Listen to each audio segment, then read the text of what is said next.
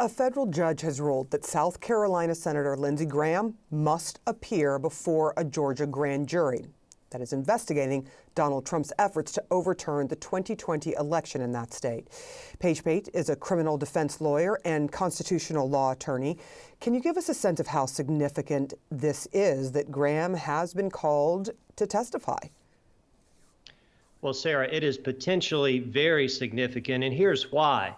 The phone call that Senator Graham made to the Secretary of State here in Georgia was right around the same time that people working with the Trump campaign were trying to spread misinformation about alleged election and voting fraud in this state.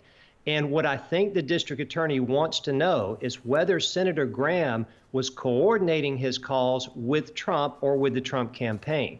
Senator Graham, unlike Rudy Giuliani or some of these other witnesses, does not have any attorney-client privilege claims. He doesn't have any executive privilege claims.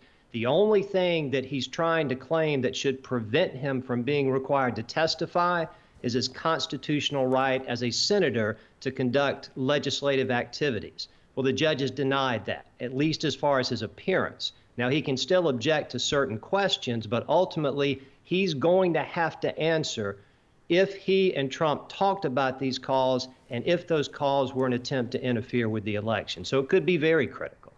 Can I ask you, because I understand that the scope of the testimony is very limited, is there a question that you think is the most significant that would be asked to Graham? Yes.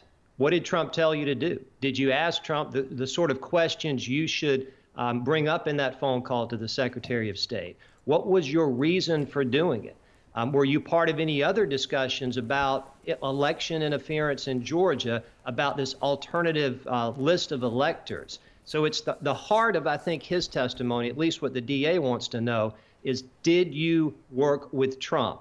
Were you trying to be a part of their efforts to overturn the election? And that is very pivotal in this investigation as well as others.